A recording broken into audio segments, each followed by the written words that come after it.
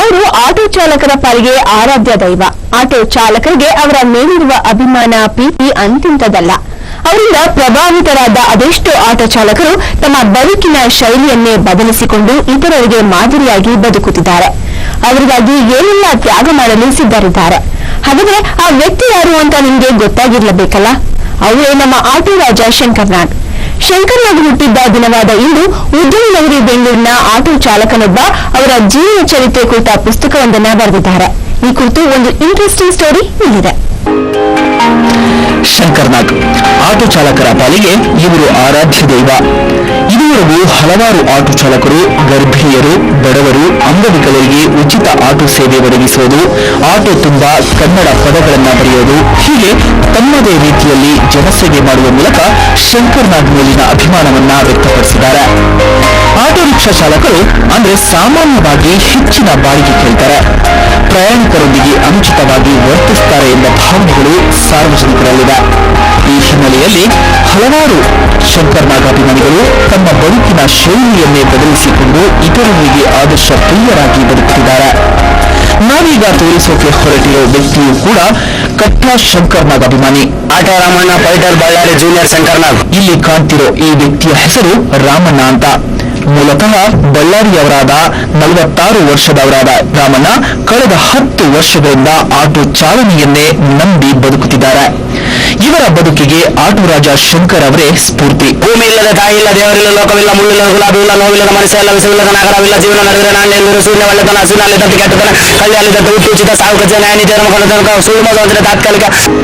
ಇದುವರೆಗೂ ಶಂಕರ್ ನಾಗ್ ಅಭಿನಯದ SP ಸಂಗ್ಲಿಯನ, ಸುಂದರಕಾಂಡ, ನರಸಿಂಹ, ಅಂತಿಮ ಘಟ್ಟ ಸೇರಿದಂತೆ 4 ಚಿತ್ರಗಳಲ್ಲಿ ಸಣ್ಣ ಪುಟ್ಟ ಪಾತ್ರ ಮಾಡಿದ್ದಾರೆ. ಅಷ್ಟೇ ಅಲ್ಲ, ಶಂಕರ್ ನಾಗ್ ಬಾಲ್ಯದ ದಿನಗಳಿಂದ ಹಿಡಿದು ಅಣ್ಣ ಅನಂತ್ ನಾಗ್ ಮತ್ತು ತಂದೆಯೊಂದಿಗೆ ಇರುವ ಫೋಟೋ, ಚಿತ್ರೀಕರಣದ ಸಂದರ್ಭದಲ್ಲಿ ತೆಗೆದ ಫೋಟೋಗಳು ಸೇರಿದಂತೆ ಸಾವಿರಾರು ಅಪರೂಪದ ಫೋಟೋಗಳು ರಾಮಣ್ಣನ ಸಂಗ್ರಹದಲ್ಲಿವೆ.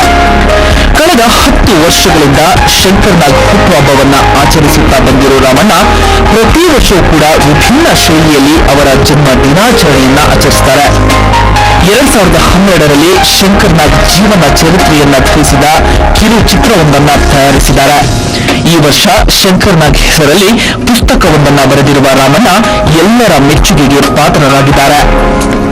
ಶಂಕರ್ ನಾಗ್ ಜೀವನ ಚರಿತ್ರೆಯನ್ನು ಒಳಗೊಂಡ ಈ ಪುಸ್ತಕದಲ್ಲಿ ಶಂಕರ್ ನಾಗ್ ಆಗಿ ಪ್ರಾಣ ಅರ್ಪಿಸಿದ ಕೊಟ್ಟೂರಿನ ಮುಳ್ಳಿ, ಶಂಕರ್ ನಾಗ್ ಹೆಸರಿನಲ್ಲಿ ಬಡವರಿಗೆ ಆರ್ಥಿಕ ಸಹಾಯ ಮಾಡುತ್ತಿರೋ ಬೀರೂರಿನ ಹೇಮಂತ್ ಕುಮಾರ್, 12 ವರ್ಷಗಳಿಂದ ಶಂಕರ್ ನಾಗ್ರನ್ನ ದೇವರಂತೆ ಪೂಜಿಸುತ್ತಿರೋ ಶಂಕರ್ ಹಾಗೂ ಆಟೋ ರಾಜನಿಗಾಗಿ ಆಟೋ ರಾಣಿಯಾಗಿ ಬದಲಾದ ಬೆಂಗಳೂರಿನ ಆಟೋ ಚಾಲಕಿಯ ಕತೆ ಒಂದ ಎರಡ.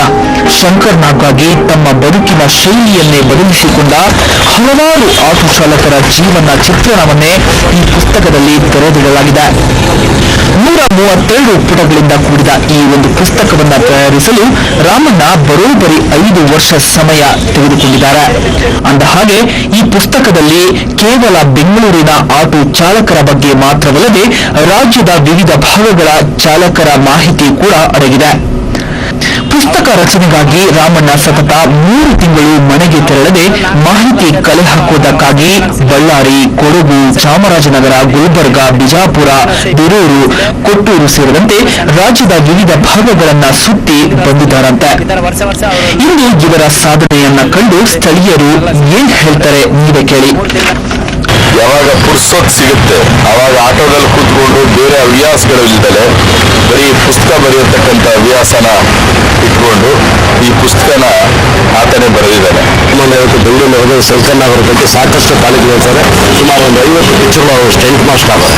ನಾವು ಅರ್ಥ ಮಾಡ್ಕೋಬೇಕು, ನಮ್ಮಂತೆ ನೀವು, ನಿಮ್ಮಂತೆ ಇನ್ನೊಬ್ರು ಈ ಥರ ಮಾಡ್ಕೊಂಡು ರಾಮಣ್ಣ ಅವರು ಅವತ್ತಿಂದ ಕಷ್ಟಪಟ್ಟಿದ್ದಾರೆ. ಶಂಕರ್ ನಾಗ್ ಅಣ್ಣವ್ರ ಹೆಸರು ಹೇಳ್ಕೊಂಡು ಒಟ್ಟಿನಲ್ಲಿ ತಮ್ಮ ಬದುಕನ್ನೇ ಶಂಕರ್ ನಾಗ್ ಹೆಸರಲ್ಲಿ ಸೇವೆ ಮಾಡುವುದಕ್ಕಾಗಿ ಮೀಸಲಿಟ್ಟಿರುವ ರಾಮಣ್ಣ ಆಟೋ ಚಾಲನಾ ವೃತ್ತಿಯ ಜೊತೆಗೆ ಶಂಕರ್ ನಾಗ್ ಮೇಲಿನ ಅಭಿಮಾನದಿಂದ ಸಮಾಜ ಸೇವೆಯ ಪ್ರವೃತ್ತಿಯನ್ನ ಬೆಳೆಸಿಕೊಂಡಿದ್ದಾರೆ. ಶಂಕರ್ ನಾಗ್ ಹುಟ್ಟುಹಬ್ಬದ ದಿನವಾದ ಇಂದು ಅವರಿಗಾಗಿ ಪುಸ್ತಕವನ್ನ ಬರೆದಿರೋ ಆಟೋ ಚಾಲಕ ರಾಮಣ್ಣನಿಗೆ ನಮ್ಮದೊಂದು ಹ್ಯಾಟ್ಸ್ ಆಫ್. ಬೆಂಗಳೂರಿನಲ್ಲಿ ಅಖಿಲ ಕರ್ನಾಟಕ